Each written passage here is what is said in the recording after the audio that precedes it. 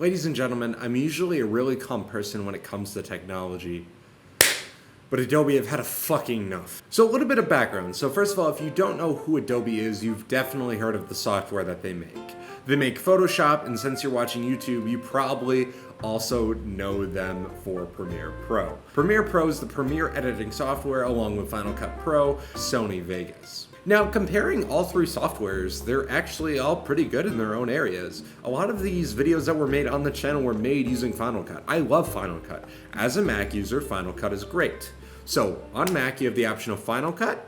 On Windows, you have the option of Sony Vegas. Now, on both platforms, you have the option of Premiere Pro. Adobe is a software company that charges up the wazoo for professional grade software that half the time doesn't even fucking work. I swear to God, every single time I open up Premiere Pro, something's been changed or things have been moved around and I don't understand why.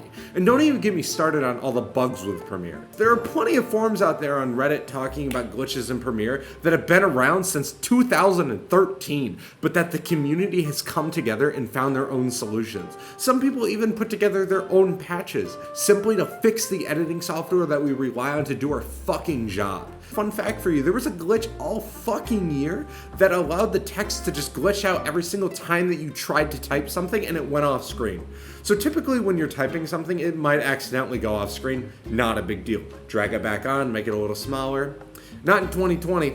Nope, you know what we had to do in 2020? We had to quit the software, reopen the software, and pray to the gods that it didn't glitch out. And half the time you had to do this 4 or 5 times before you could finally type out some stupid subtitle. I experienced this very heavy in Alpha 69.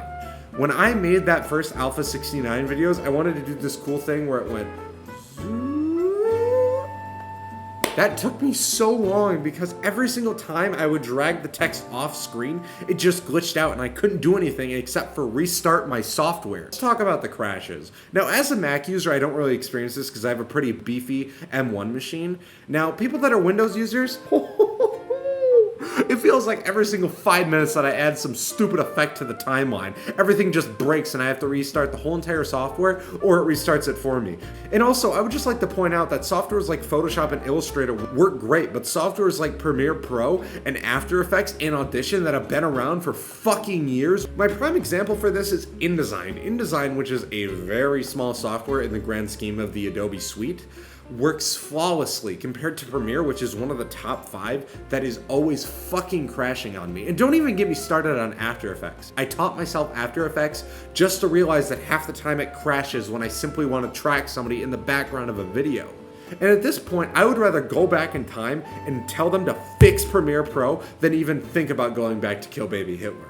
Because I rely on this software for my job. And when Media Encoder breaks because whoever is in charge of the video department there is so awful, I don't understand. And then on top of that, constantly changing how the effect system works in Premiere Pro is so stupid. Why couldn't you just leave it the way it was? You're constantly changing where things are, what things are called, and how certain attributes work. I never can remember how crop works in the new update, and all the time I'm messing with crop realizing, oh wait, things aren't working. But the thing is I shouldn't be having these issues for a software that costs me so much money a month. It's ridiculous. And also, can we talk about that? Personally, I actually don't have a problem with the subscription-based model. But why the fuck am I locked into a year contract? I don't understand. Why do you lock me into a contract like it's 1989 for an HBO porn subscription? I feel like I have a stack of Playboys under my bed every single time I have to renew my Adobe subscription plan. Why can't I just pay it month by month instead of you doing this stupid thing where I'm locked in for 6 months? I don't understand. Do you think people are really stealing your fonts? Is that your concern, or the fact that they want to edit like just a couple photos and then they won't need it ever again? Or the fact that they want to edit some wedding footage, but then you say, pay us for a year, bud. And then on the other side, you have software like Final Cut that actually works pretty decent, but it's locked behind Apple's stupid paywall.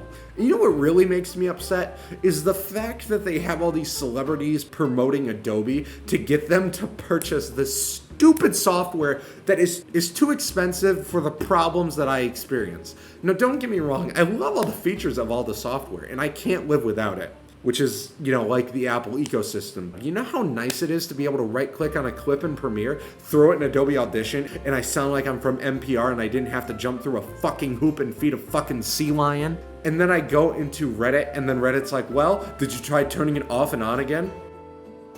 Why is that the solution?